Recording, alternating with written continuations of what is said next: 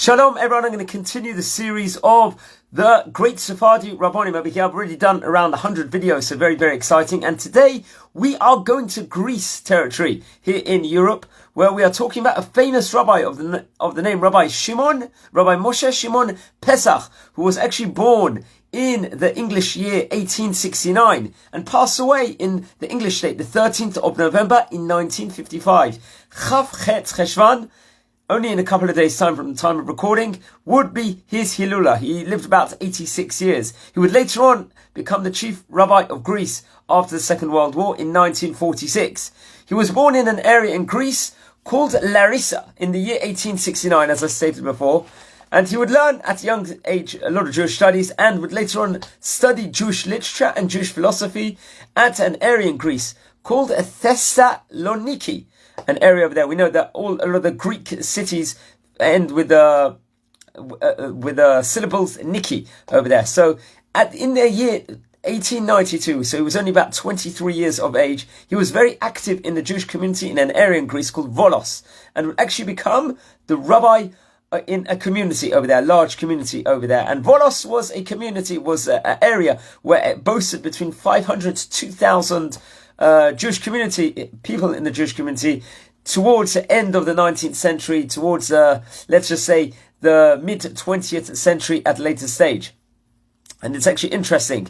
He would, in the year 1939, be awarded the Gold Cross of the Order of the Phoenix by King George II of Greece, which was seen as a prestigious award to be given and was very, very, was very, very prosperous. However, the Germans invaded Greece in April 1941, and Chacham Pesach, who was active in the underground network, helping stranded Allied servicemen escape occupied Greece to the Middle East.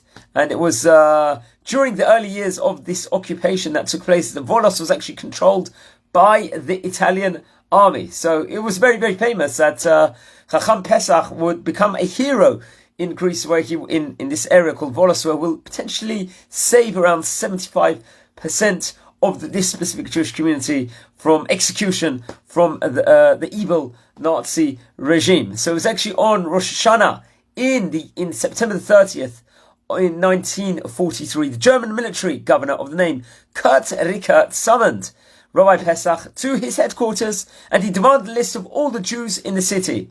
And he wanted to know what all the assets were within 24 hours, gave 1 day.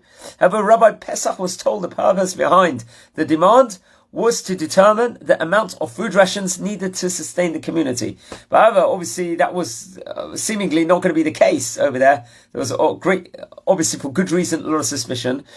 So the perspective rabbi saw the real purpose of the nasty, the evil Germans, and proceeded with a series of actions to rescue his community at great risk to himself and his family. This I'm actually getting this historical piece from the Huffington Post. Actually, after asking and receiving a 3-day extension he did to submit the list, Rabbi Pesach then went to his friend, who was the Bishop of Volos, to ask for his intervention and find out what's the Germans' intentions over there.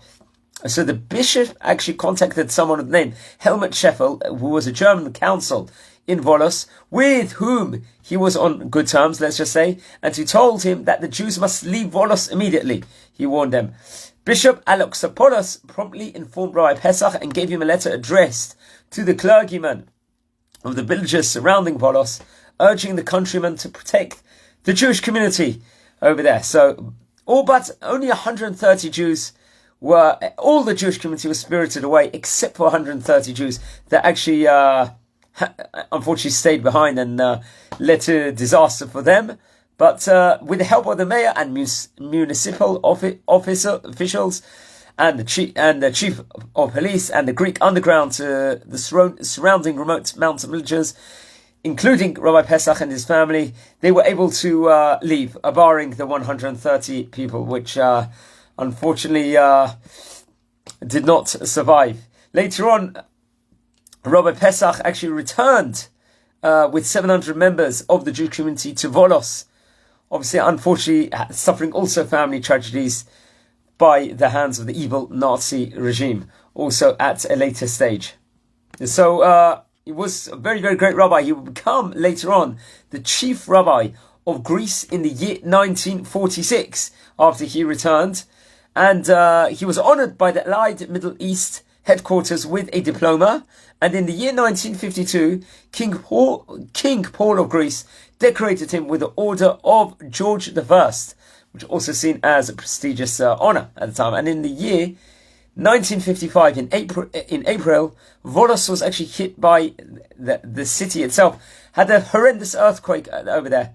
And the rabbi at the time was in his late 70s. He was forced to live in a tent, and later forfeiting his house in order to build a new synagogue in the same spot. So he built a community and a synagogue, naturally being the chief rabbi of Volos in Greece. And he would pass away in 13th of November in 1955. So sorry, I just made a mistake before. I said he was in his mid-70s at that stage. He would be actually in his mid-80s. And in 1957, his remains and his wife's remains were actually brought to Jerusalem and was interred next to Pension Meir Chai Uziel Chacham over there in the Kever, I believe. And his extensive library was actually transferred to the Ben Tzvi Institute, actually famously on the 16th of April in 2015.